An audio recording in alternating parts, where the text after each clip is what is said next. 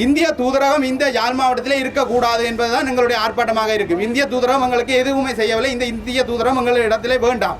நாங்கள் சைனாவையோ அமெரிக்காவையோ கொண்டு இங்கே நாங்கள் இடம் கொடுத்து விடுவோம். அத்துமீறும் இந்திய மீனவர்களின் பிரச்சனை இன்றைய தினம் இலங்கையில் மிகப்பெரிய ஒரு பிரச்சனையாக, அதற்கு எதிராக மிகப்பெரிய ஒரு போராட்டத்தை யாழ்ப்பாணத்தில் யாழ்ப்பாண மீனவர்கள் முன்னெடுத்திருக்கின்றார்கள். இதன் ஒரு உச்சகட்டமாக சென்று மீனவர்கள் எதிர்காலத்தில் இந்த படகுகளுடைய வருகை இருக்குமானால் இந்திய துணை தூதரகத்தை யாழ்ப்பாணத்தில் இல்லாமல் செய்வோம் என்ற அளவுக்கு அவர்களுடைய கருத்துக்கள் இருந்தது. குறிப்பாக சீன மற்றும் அமெரிக்காவினுடைய தூதுவரகங்களுக்கு நாங்கள் இங்கு இடம் கொடுப்போம் என்ற ரீதியில் மீனவர்களுடைய கருத்துக்கள் அமைந்திருந்தது. அதே நேரம் ஜேபிபியினுடைய தற்பொழுதைய அரசாங்கத்தினுடைய கடல்துறை அமைச்சர் இந்த போராட்டத்தில் வரவில்லை. ஏன் வரவில்லை? மழை அனர்த்தத்தினால் பாதிக்கப்பட்ட இடங்களுக்கு அரைக்காய்ச்சல் நிற்கின்ற அமைச்சர் ஏன் மீனவர்களுடைய பிரச்சனைக்கு வரவில்லை என்று மிகவும் கொந்தளிப்பான ஒரு சூழலில் மீனவர்களுடைய கருத்துக்கள் அமைந்தது. இந்த மீனவர்களுடைய பிரச்சனை என்பது ஒரு அடுத்த கட்டத்தை அடைந்திருக்கிறது. இந்தியா என்ற நாட்டுக்கு எதிரான ஒரு மனநிலையினை, இந்தியாவுக்கு எதிரான நாடுகளுடன் நட்பு சேர்கின்ற ஒரு நிலைமையினை இன்றைய தினம் மீனவர்கள் வெளிப்படுத்தி இருக்கின்றார்கள். இது தொடர்பில் இந்தியாவினுடைய கரிசனை என்பது மிகவும் முக்கியமானது. ஏனெனில் இரண்டு இந்தியாவுக்கு எதிரான பிரதான நாடுகளை பெயர் குறிப்பிட்டே இன்று மீனவர்கள் கருத்து தெரிவித்திருக்கின்றனர். உண்மையில் இந்தியாவில் இருக்கின்ற மிக பெரும் முதலாளிகள் தங்களுடைய லாபத்தினை அதிகரிக்கும் நோக்கத்தில் மட்டுமே இங்கு இழுவை படகுகளை அனுப்பி இங்கு தொழில்களை மேற்கொள்கின்றார்கள். இது அங்கிருந்து வருகின்ற மிகப்பெரிய முதலாளிகளுடைய லாப நோக்கத்திற்கான மட்டுமே தவிர இது ஒட்டுமொத்த இந்தியர்களினுடைய பிரதிபலிப்பாக இல்லை. இது தொடர்பில் தான் இன்றைய பார்வைகள் விரிகின்றது.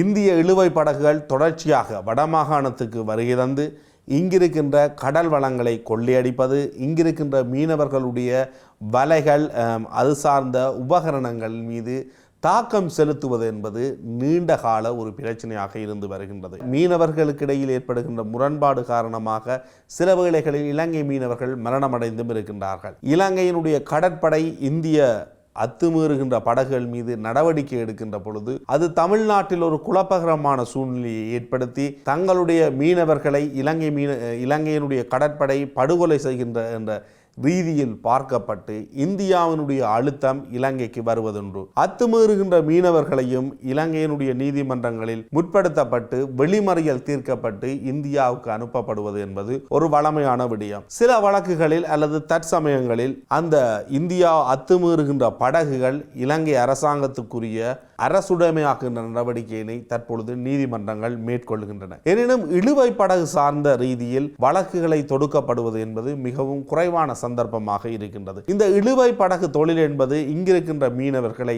சிறு படகுகள் மூலம் மீன்பிடியில் ஈடுபடுகின்றவர்களுக்கு மீன்பிடியினை இல்லாமல் செய்கின்ற ஒரு வேலை. அதே நேரம் கடலில் இருக்கின்ற வளங்களை இல்லாமல் செய்கின்றது. கடலுக்கு கீழ் இருக்கின்ற பாறைகள், அதுபோன்று மீன் வளரக்கூடிய குஞ்சு பொறிக்கக்கூடிய கடல் உட்சூழலை முழுமையாக அளிக்கின்றது இந்த இழுவை படகுகள். இழுவை படகுகள் மூலம் மிகப்பெரிய ஒரு பாதிப்பை இலங்கை எதிர்நோக்குகின்றது. எனினும் இந்த டித்வா சூறாவளியின் காரணமாக இலங்கை மிகப்பெரிய இழப்புகளை சந்தித்திருக்கின்றது. அதில் மிகப்பெரிய உதவித்தொகை என்பதனை இந்தியா தான் வழங்கியிருக்கின்றது. இந்திய ஹெலிகாப்டர்களாக இருக்கலாம், இந்திய படையினராக இருக்கலாம், இந்திய மருத்துவ குழுவினர்களாக இருக்கலாம், இந்தியாவினுடைய உதவி பொருட்களாக இருக்கலாம், அது கப்பலில் வந்ததாக இருக்கலாம், விமானத்தில் வந்ததாக இருக்கலாம், மிகப்பெரிய பாலங்களை அமைக்கின்ற நடவடிக்கைகளாக இருக்கலாம் என மிக எண்ணற்ற உதவிகளை செய்து கொண்டிருக்கின்ற இந்த தருவாயில்தான் இலங்கை மீனவர்கள் இந்தியாவுக்கு எதிரான மிகப்பெரிய ஒரு போராட்டத்தை இன்றைய தினம் யாழ்ப்பாணத்தில் முன்னெடுத்திருக்கின்றார்கள். குறிப்பாக இழுவை படகுகளினால் பாதிக்கப்பட்ட உடனடி நடவடிக்கையாக இந்த போராட்டம் முன்னெடுக்கப்பட்டிருக்கின்றது. இது இரண்டு நாட்டுக்கிடையிலான பிரச்சனை. இரண்டு நாடுகளிலும் இந்த பிரச்சனை சரிவர கையாளாமல் ஏதோ ஒரு சந்தர்ப்பம் என பேச்சுவார்த்தைகள் மட்டும் முன்னெடுக்கப்பட்டு தொடர்ந்து நீடிக்கப்படுகின்ற ஒரு பிரச்சனையாக இருக்கின்றது. இந்த ஒட்டுமொத்த பிரச்சனைக்கும் இன்று ராஜதந்திர ரீதியில் கூட மீனவர்கள் தங்களுடைய பதிலை அளித்திருக்கின்றார்கள். இந்திய துணை தூதரகத்தை யாழ்ப்பாணத்திலிருந்து இல்லாமல் செய்வோம், இங்கு சீன அமெரிக்க தூதரகங்களை கொண்டு வந்து போடுவதற்கு எங்களுடைய நிலங்களை வழங்குவோம் என்ற அடிப்படையில் கருத்துக்களை தெரிவித்திருக்கின்றார்கள். இந்தியா எங்களிடமிருந்து மிக அதிக அளவிலான மீன் வளத்தையும் கடல் வளத்தையும் கொள்ளையடித்துவிட்டு மிக குறிப்பிட்ட அளவான நிதியினை வழங்குகின்றது, அதனை நிவாரணமாக வழங்குகின்றது. இலங்கையினுடைய வளர்ச்சிக்கு மிகப்பெரிய ஒரு தடையாக இந்தியா இருக்கின்றதென இந்தியாவுக்கு எதிரான மிகப்பெரிய ஒரு கருத்துக்களை, மிகவும் தாக்க செலுத்தக்கூடிய தர்க்க ரீதியிலான கருத்தினை இலங்கை மீனவர்கள் முன்வைத்திருக்கின்றார்கள். தாங்கள் தொப்புள் கொடி உறவுகளாக இருந்தாலும் அதற்கு மதிப்பளிக்க வேண்டும், அதனை சொல்லி தொடர்ச்சியாக ஏமாற்றுவது என்பது எங்களால் ஏற்றுக்கொள்ள முடியாது. இலங்கை அரசாங்கத்திற்கும் அவர்கள் எச்சரிக்கை விடுத்திருக்கின்றார்கள். குறிப்பாக கடல் தொழில் அமைச்சர் சந்திரசேகரத்திற்கு மிகப்பெரிய ஒரு எதிர்வினையை இந்த போராட்டத்தில் காட்டக்கூடியதாக மீனவர்களுடைய செயற்பாடுகள் இருந்தது. அவருடைய உடை என்பது, அதாவது இந்த புயல் காரணமாக பாதிக்கப்பட்ட இடங்களுக்கு அரைக்காற்றட்டையுடன் சென்று பார்வையிடுவதனை ஒரு நக்கலாக, அதனை ஒரு விரக்தியாக வெளிப்படுத்தும் விதமாக அனர்த்தத்தினால் பாதிக்கப்பட்டவர்களை சென்று பார்வையிடுகின்றார் அரைக்காற்றையுடன். ஏன் மீனவர்களுடைய பிரச்சனை இன்று இவ்வளவு ஒரு பெரிய போராட்டமாக இடம்பெறும் என 4 நாட்களுக்கு முதல் அவருக்கு தெரிந்தும் ஏன் அவர் இங்கு வருகை தரவில்லை என்ற ரீதியில் உடைய கருத்தை அவர் முன்வைத்திருந்தார். தரையில் ஓடுற வெள்ளத்துக்கு அமைச்சர் ஓடி வந்து சோட வந்து நிற்கிறார் அமைச்சர். இன்றைக்கு வந்து நாங்கள் தீவிரம் வடமாகாணத்தில் இருக்கின்ற இந்த ஆர்ப்பாட்டம், ஒரு பெரிய ஆர்ப்பாட்டம் 4 நாளுக்கு முன்னுக்கே தெரியும். ஆனால் இன்றைக்கு இந்த கடத்தொழில் அமைச்சர் ஏன் எங்கள்கிட்ட பதில் சொல்லவில்லை? எங்களுக்கு என்னென்று தீர்வு தெரிவினோம். நாங்கள் உண்மையிலேயே இந்த தீர்வு சரியான முறையில் தரவிட்டால் நாங்கள் வடமாகாணத்தில் இருக்கின்ற கடத்தொழிலாளிகளும் தீவக மீனவர்களும் எங்களுக்கு இந்திய நிலுவப்படை பிடிப்பதற்கு எங்களுக்கு ஆயுதம் தேவையில்லை. நாங்கள் 30 வருட காலமாக யுத்தத்திலே ஆயுதம் ஏந்தி போராடிய தமிழர். இதை எல்லாருக்கும் தெளிவாக நாங்கள் சொல்லுகிறோம். இந்த இந்திய நிலுவப்படை பிடிப்பதற்கு எங்களுக்கு ஒரு நிமிடம் கூட போதும். இந்த இராணுவத்திட்ட கேட்க சொல்லுகிறார்கள், எங்களுக்கு ஓடர் இல்லை, எங்களுக்கு பிடிச்சா போட்டு முட்டுப்பட்டுருமெண்டு. அப்போ எங்கட போட்டு உடைஞ்சு போய் நாங்கள் வாழ்வாரத்தை இழந்து போனால் நீங்கள் ஏற்றுக்கொள்வீங்களா? எனினும் அதனை கடந்து இன்றைய தினம் யாழ் மாவட்ட செயலகத்துக்கு சென்று ஜனாதிபதிக்கான ஒரு மகஜரை கொடுத்தார்கள். இந்தியா மற்றும் மத்திய அரசு, தமிழக அரசுக்கும் அவர்களுடைய கோரிக்கைகளை முன்வைத்திருக்கின்றார்கள். இன்னும் இந்த மீனவர்கள் காலாகாலமாக இந்திய இழுவைப்படகினால் பாதிக்கப்பட்டு பல கோடி ரூபாய் மதிப்புள்ள சொத்துக்கள் இழந்துள்ளார்கள். ஆகவே இவற்றிற்கான நஷ்ட ஈட்டை கோரும் நோக்குடனும் இந்த ஆர்ப்பாட்ட ஊர்வலம் ஒழுங்கு செய்யப்பட்டிருக்கின்றது. எங்களுடைய நாம் எதிர்நோக்குவது சாப்பாட்டுக்காக அரிசியோ பருப்போ இல்லை. எங்களுடைய கடலில் நாங்கள் தொழில் செய்வதற்கு எங்களுக்கு அனுமதிக்க வேண்டும். இந்திய படகினுடைய இடையூறு இல்லாது அனைத்து மீனவர்களும் தங்களுடைய கடலில் சுதந்திரமாக தொழில் செய்வதற்கு அனுமதிக்க வேண்டும். இந்திய படகுகளானது தமது எல்லையுடன் திரும்பக்கூடிய மாதிரி இந்திய இலங்கை அரசுகள் முடிவெடுக்க வேண்டும் என்பதும் இதுவே எங்களுடைய ஆணித்தரமான தீர்மானமாகவும் இருக்கின்றது. உதவி செய்து உயிரை பறிக்காதீர்கள், மனிதாபிமானத்தோடு எம்மை வாழ விடுங்கள். உங்கள் நாட்டின் மீனவர்களை நீங்களே தடுத்து நிறுத்துங்கள். மத்திய மாநில அரசுகளே, உங்கள் கடற்படைகளை கொண்டு தங்களால் மீனவர்களை எல்லை தாண்டுவதை தடுக்குமாறு கேட்டுக்கொள்கின்றோம். இலங்கை இந்திய தமிழர்கள் தொப்புக்கொடி உறவு என்ற சொல்லுக்கு அர்த்தம் கொடுங்கள். எமக்குள் இருக்கும் உறவுக்குள் விரிசல் ஏற்படாமல் பார்த்துக் கொள்வது சால சிறந்தது என நினைக்கின்றோம். இழுவைப்படகினுடைய தாக்கத்தினாலே முழு மீன் வளமும் அழியக்கூடிய ஒரு நிலைமை இருக்கின்றது.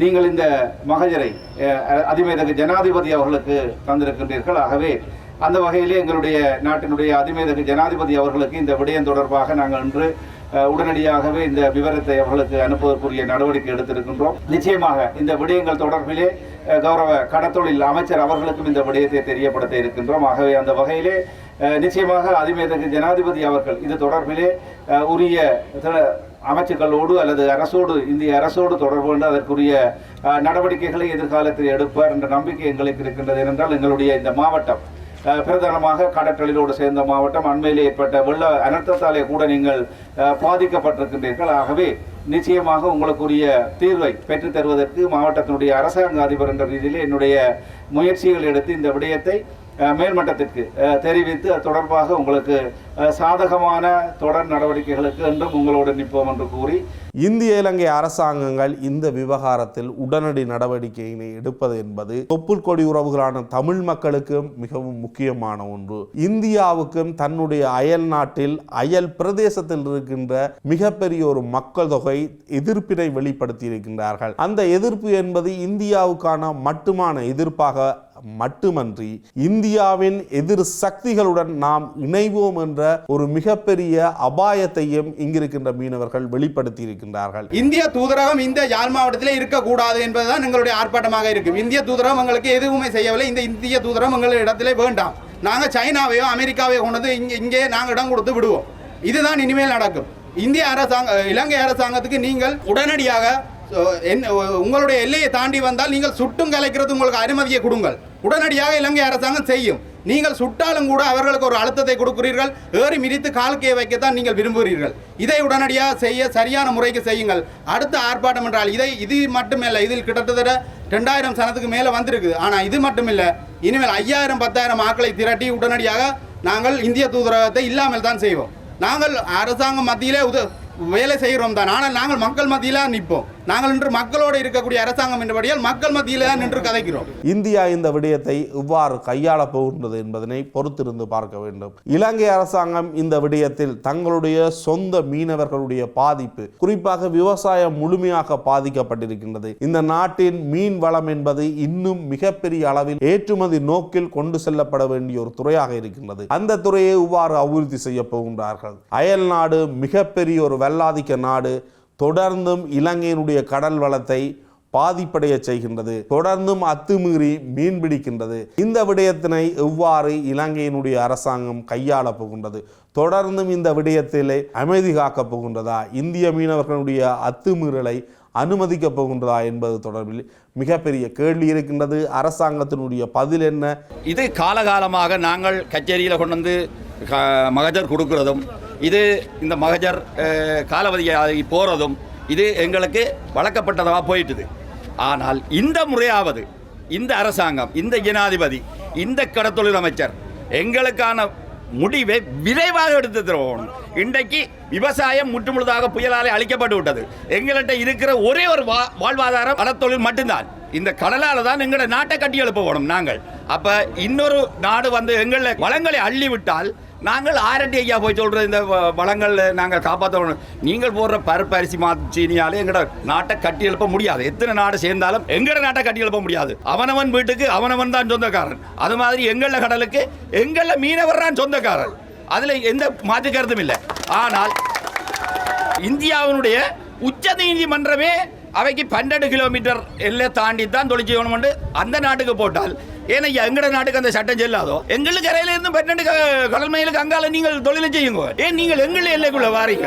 சாதாரண விஷயம் அதுதான். இப்ப ஒரு எல்லைக்குள்ள 12 கிலோமீட்டருக்கு அங்கால தான் தொழில் செய்யணும், இழுவமடி போட வேணும், நிலத்தை இறக்குறதுண்டா அது அந்த எல்லையில இருந்து. அப்ப இந்தியால போயக்குள்ள உங்களுக்கு தெரியும், இன்றைக்கு இந்தியா இதுல இந்த போர்ட்லயே இருக்குது, முல்லைத்தீவில இருந்து போட்டிருக்குது, கடல்ல ஃபுல்லா வெளிச்சம், ரோலர்ன்ற வெளிச்சம், கட்டக்காடு போட்டிருக்குது ஃபுல்லா வெளிச்சம், இந்த வடமராட்சி கிழக்கு எல்லா இடமும் எல்லாம் பரத்துறை எல்லாம் கரையில நின்று கொண்டு கடல் அடிக்கிறதுக்கு வீடியோ போடுகிறோம் எல்லா இடம். அப்ப இந்த தீப பகுதி எல்லாமே இன்றைக்கு எங்கட கடல் வளம் ஒன்றுதான் எங்கள மக்களை காப்பாற்றுறதுக்காக இருக்கிற ஒரே ஒரு சொத்து. இந்த சொத்துல கை வைக்க கூடாது. இனி கை வைச்சால் இனிமேல் நாங்கள் நடவடிக்கைக்கு இறங்க வேண்டிய ஒரு கட்டாயத்துக்குள்ள தள்ளப்படுவோம். ஏனடா போரும் கடல் யுத்தமும் எங்களை தாங்களாத்தான் ரோட்டுக்கு கொண்டாருது, எல்லாமே எங்களை தான் கொண்டு வருது ரோட்டுக்கு. ஆனால் நாங்கள் கடலுக்கு இறங்கக்கூடாதுன்றதை எங்களுடைய அமைச்சர்கள், எங்களுடைய நாட்டு ஜனாதிபதி எல்லாருமே சேர்ந்து எங்களை மக்களை காப்பாற்ற வேணும். தொடர்ச்சியாக கடந்த கால அரசாங்கங்கள் போன்று இதனை கட்டுப்படுத்துவோம் என்று கூறப்போகின்றதா, இல்லது இலங்கையினுடைய கடற்படையினை வைத்து இதனை முழுமையாக கட்டுப்படுத்துவதற்கும் அத்துமீறுகின்ற மீன்பிடி செயற்பாட்டை முழுமையாக முடக்குவதற்கும் நடவடிக்கை எடுக்கப் போகின்றார்களா என்பது இன்னும் ஒரு கேள்வியாக இருக்கின்றது. ஆகவே இந்தியா தொடர்ச்சியாக இலங்கை அரசாங்கம், இந்திய அரசாங்கங்கள் பேசுகின்றதென சமாளித்து வந்த விடயம் இன்று புவிசார் அரசியலில் செல்வாக்கு செலுத்தக்கூடிய ஒரு இடத்துக்கு வந்திருக்கின்றது. இந்தியாவிற்கு முழுமையான எதிர்ப்பை தெரிவித்து தமிழ்நாட்டு உறவுகள் இருந்தாலும் தொப்புள் கொடி உறவுகள் இருந்தாலும் தங்களுடைய தொழில் தொடர்ச்சியாக பாதிக்கப்படுகின்றது என்ற காரணத்தினால் இந்தியாவுக்கு எதிரான சக்திகளுடன் நாம் இணைவோம் என்பதனை இன்றைய தினம் மீனவர்கள் மிகவும் வெளிப்படையாக வெளிப்படுத்தி இருக்கின்றார்கள். உண்மையிலே இந்த பாதிக்கப்பட்ட இந்த இலங்கை நாட்டிலே பாதிக்கப்பட்ட வடமாகாண மக்களை தொடர்ச்சியாக இந்தியன் இந்த இழுவை படகு வந்து எமது நாட்டின் சொத்தான வளத்தையும் அழித்து இந்த மீனவர்களின் வலைகள் உடைமைகள் அவர்கள் வாழ்வாதாரத்தை எல்லாம் முற்றுமுழுதாக வந்து தொடர்ச்சியாக அழித்துக் கொண்டிருக்கின்றது. 2 வருடத்துக்கு முன்பு வடமராட்சி கிழக்கிலே 2 மீனவர்களை துடிக்க படகில் உறங்கிக் கொண்டிருக்கும் போது இந்தியன் இழுவை படகு இடித்து போட்டு போயிருக்கிறார்கள். அவர்களுக்கான அந்த குடும்பம் இன்றைக்கு அல்லோலி பட்டுக் கொண்டிருக்கின்றது. அவர்களுக்கான எந்த வாழ்வாதாரமும் இல்லை. தொடர்ச்சியாக இந்த நாட்டிலே அனர்த்தங்கள் நடந்துകൊണ്ടിருக்கிறதை சாதகமாக பயன்படுத்தி கொண்டு ஒரு பக்கம் வந்து எமது நாட்டுக்கு உதவி செய்வதாக பாலங்களையும் நிவாரண பொதியையும் வழங்கிக் கொண்டிருக்கிற அதே சமயம் எமது வடக்கு கடலுக்கு வந்து பலங்களையும் அழித்து மக்களின் வாழ்வாதாரத்தை தொடர்ச்சியாக அழித்துக் கொண்டிருக்கிறது. எமது தீவக மக்களையும் வடமராட்சி பகுதி கிழக்கு மக்களையும் முல்லைத்தீவு மக்களையும் அழித்துக் கொண்டிருக்கிறது. குறுகிய காலத்திலே வடமராட்சி கிழக்கிலே முல்லைத்தீவிலே சிவப்பு ரால் படப்போகிறது. அந்த ராலை முற்றுகையிட்டு இப்ப அடிச்சு கொண்டிருக்கிறான். கடல் படை வந்து பார்த்து கொண்டிருக்கிறது. வெத்திருக்கணி கடற்படை நவீன தளத்திலே சகல ரேடர் வசதியோட கடற்படை பார்த்து கொண்டிருக்க கடற்படை பாதுகாப்போட செய்து கொண்டிருக்கின்றான். தயவு இந்த நாட்டின் ஜனாதிபதி அவர்களே, கடத்தொழில் அமைச்சரே, இந்த தமிழ் மக்களை நீங்கள் வாழ விடுங்கள். உங்கள் அரசியல் நோக்கத்துக்காக எம்மை பலிக்கடாயாக்க வேண்டாம். ஒருவரும் நாயாற்றிலிருந்து மற்றது முல்லைத்தீவில் இருந்து 10 மணி ஒருவரும் எடுத்து இப்போது கடற்கரைக்கு வந்தாலும் இந்த ரோலர்களை பார்க்கலாம், இந்திய இழுவை படகுகளை பார்க்கலாம் என்று வேதனையோடு சொல்லுகின்றார். எங்களோட பிள்ளைகளை நாங்கள் பள்ளிக்கூடத்துக்கு விடுவதில்லையா? எங்களோட வாழ்வாதாரத்தை நாங்கள் செய்வதில்லையா? இப்போ என்ன ஒரு ஏமாற்ற வேலை ஒரு இந்திய அரசாங்கமானது இதை ஏன் கட்டுப்படுத்த முடியாது? ஒரு எல்லை தாண்டி அவர்கள் இங்கு வந்து தங்களுடைய அட்டகாசங்களை செய்து எங்களுடைய மீனவர்களின் வயிற்றில் அடிப்பதை ஏன் நிறுத்த முடியாது? இதைத்தான் எங்களுடைய மீனவர்கள் கேட்கின்றார்கள். இந்த வள்ளத்தையும் கொண்டு வந்து விலைகளையும் கொண்டு வந்து காட்சி பொருளாக்கி கொண்டு இப்படி இருக்கின்றார்கள்னா எதுக்கு? நாங்கள் போராட வெளிக்கிட்டால் அவர்களுடைய போராட்டம் வந்து சும்மா வீண் போக விட வேண்டாம். தயவு செய்து இதற்கு ஒத்துழைப்பு தாருங்கள். நீங்கள் மெத்தன போக்கிலே இதில் இந்திய அரசாங்கமும் இலங்கை அரசாங்கம் கூட இதை நினைத்தால் சரியான முறையில் அணுகி இதை தடுத்து நிறுத்தலாம். இந்த அண்மைய நாட்களில் சீனாவினுடைய வருகை என்பதும் வடக்கு கிழக்கு மற்றும் யாழ்ப்பாணத்தில் உணரக்கூடிய ஒரு விடயம். அது தொடர்பிலும் மிக அதிக அளவு பேசப்படுகின்றது. ஆகவே இப்படியான ஒரு சந்தர்ப்பத்தில் இந்த கருத்துக்கள் என்பது எதனை வெளிப்படுத்த போகின்றது? இதற்கு இந்தியாவினுடைய பதில் எவ்வாறானதாக அமையும்? பொறுத்திருந்து பார்ப்போம். இன்னும் ஒரு நிகழ்ச்சியில் சந்திக்கிறேன். நன்றி, வணக்கம்.